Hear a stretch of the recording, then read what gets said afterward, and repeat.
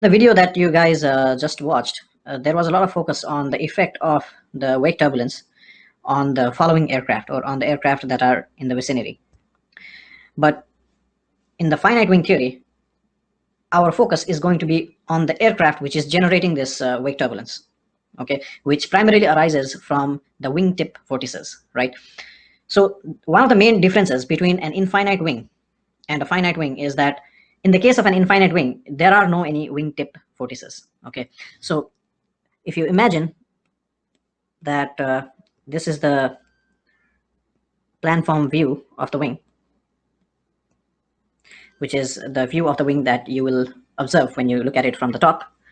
So let's say that this is the root of the wing, and this is the wingtip. This is also wingtip, okay? And let's say the relative wind is approaching toward the wing from the top, okay? So this is our v infinity. Then in the case of an infinite wing, so assuming that the span length is infinite, right, which obviously is not the case for a finite wing, but assume that this wingspan, okay, symbolized by b, is of infinite length. So in that case, if you look at the streamlines on the top surface, then you will notice that the streamlines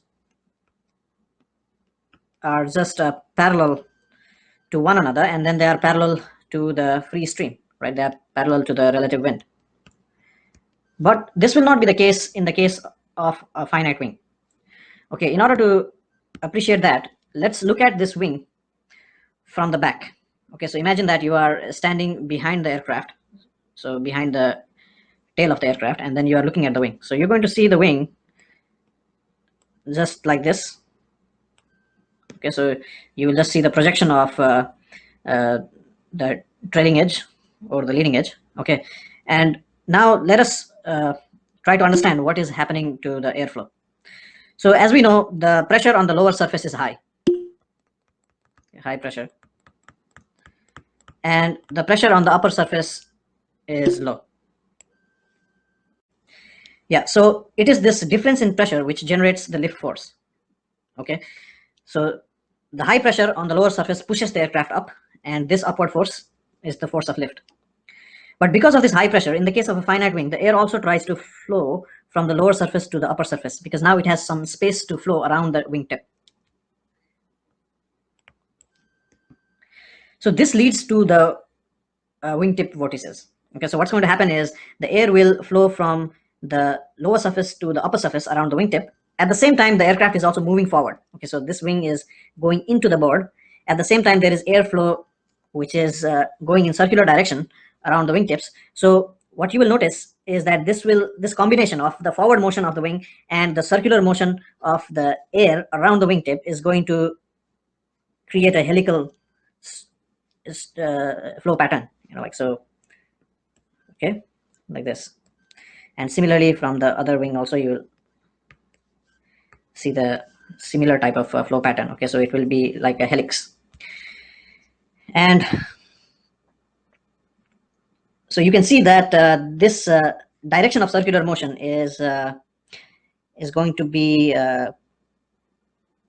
clockwise on the left wing, right? So if you're looking at the aircraft from the back, then this left wing will produce flow in a circular motion that is in the clockwise direction, whereas the airflow in the right wing is in the counterclockwise direction.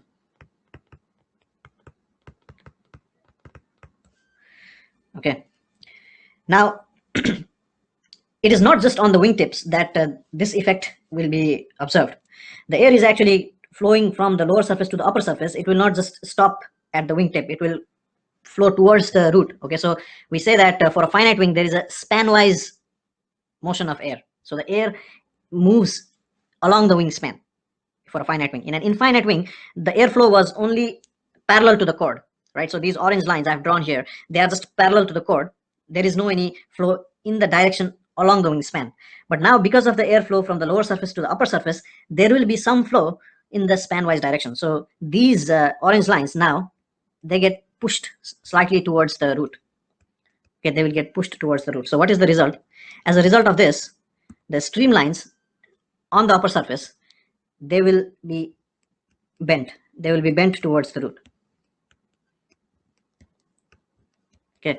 Now, what about the streamlines on the lower surface? The streamlines on the lower surface will be bent towards the tip because the air is now trying to flow from the lower surface to the upper surface, right? So the air is flowing towards the tip of the wing. So this leads to uh, to to streamlines curving towards the tip. Okay, so if you imagine that these green streamlines are the streamlines that belong to the flow under the wing, so in the lower surface, then they will be curved towards the wingtip. Okay. Now, in addition to this, there are other effects. The other effects are as follows: because of this type of wingtip vortex generation, and because of flow of air from the tip towards the root, the effective angle of attack, which is seen by the wing, is going to be less than the geometric angle of attack. Now, what do I mean by this comment? Let us discuss that.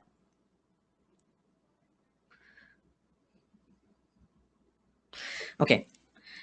So now let's talk about this in the context of an airfoil. So how does this airflow actually affect the relative wind experienced by the airfoil? Okay, so here is the airfoil. Now, we have already learned that the angle of attack is the angle between the chord line and the relative wind. So assume that the relative wind is now in the horizontal direction. So this is your V infinity. And the chord line is the line that is passing from the leading edge to the trailing edge. So this is the chord line. Okay, and the angle of attack is defined as the angle between the relative wind and chord line. So this is not anything new for you. Now today, since there will be another angle of attack involved in the discussion, we are going to call this angle of attack, the one that we have talked about so far, we are going to call this angle of attack as the geometric angle of attack. Okay, so geometric angle of attack. This is the angle of attack between the relative wind and the chord line. And in the airfoil data, the alpha that you see in the x-axis for CL versus alpha, that alpha is the geometric angle of attack. Okay. But in the finite wing, you also have an effective angle of attack. Now, what is this effective angle of attack? Because of this flow around the wingtip, the airfoil sees the relative wind at a slightly different angle than in comparison to the infinite wing. So although the relative wind is horizontal to this board here, it's represented by this horizontal arrow, but because of the generation of these wingtip vortices, the relative wind will be pulled down. Okay, this is known as a downwash. Okay, so the word down is there, right? So downwash means, see, these circular motion of air, these circles are going in the downward direction closer to the wing, right? So they are pulling the air and then they are pushing them down towards the wing, right? So this will affect the relative wind direction. That will push the relative wind downwards. So as a result of that, the wing will see the relative wind at a different angle. So for example, this blue line now represents the relative wind which is seen by the wing. Okay, so if there is someone who is sitting on the leading edge of the wing, then this person, because of the downwash effect, this person will see the relative wind coming along this blue line instead of the black line. Okay, and this blue line is known as the local relative wind, because this is the relative wind that is experienced locally. Okay, and now the angle between this local relative wind and the chord line, this is known as the effective angle of attack. Effective angle of attack. And the difference between the effective angle of attack and the geometric angle of attack is called the induced angle of attack. So this part, this is the induced angle of attack. Okay, which will also turn out to be the angle between the relative wind and the local relative wind. So we know this very well from geometry that these two are alternate angles and they will be equal to one another. So if this angle, which is the angle between the local relative wind and the free stream, is the induced angle of attack, then this angle will also be equal to the induced angle of attack, right? So in this sense, what you can say is that the relative wind, which was originally in this direction, in the horizontal direction, is now along this blue line, right? So it has rotated downward a little bit by this induced angle of attack, okay, which is alpha I. And the effective angle of attack is symbolized as alpha effective. The geometric angle of attack is just written as alpha only. Now, what is, besides just the flow description, what is the effect of this? Let us talk about that very quickly. So because now you know that the lift force is going to be perpendicular to the relative wind, right? So what will happen now is, because the direction of the relative wind has changed, okay, so now the relative wind is along this brown line. It was previously along the black line. The lift vector will also rotate, okay, because lift is always perpendicular to the relative wind. So if the relative wind has rotated, then the lift vector will also rotate. So in the past, if the lift was in this direction, so if it was an infinite airfoil, then the lift will be vertically upward. But because now the relative wind has rotated, the lift vector will also rotate. So the new lift vector will be perpendicular to the local relative wind. So it will be like this. Okay. So what is the implication? This means there will be a component of drag which will arise from the lift itself. See, the drag is always going to be in the direction opposite to the motion of the aircraft.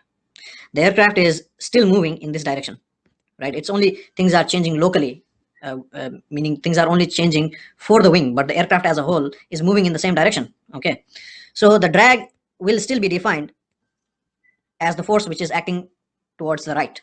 Okay, but now look here. In the past, there was no any component of this lift in this direction because those two lines are perpendicular to one another. But that is not the case anymore. Because of this relative wind, there will be a component of this L towards the right. Okay, so if I say that this angle is, let's say, your induced angle of attack, then now you will have this additional force which will be acting in the direction opposite to the motion of the aircraft, and that force will be L sine alpha I. Okay, this is known as induced drag. Induced drag, because this drag arises from lift.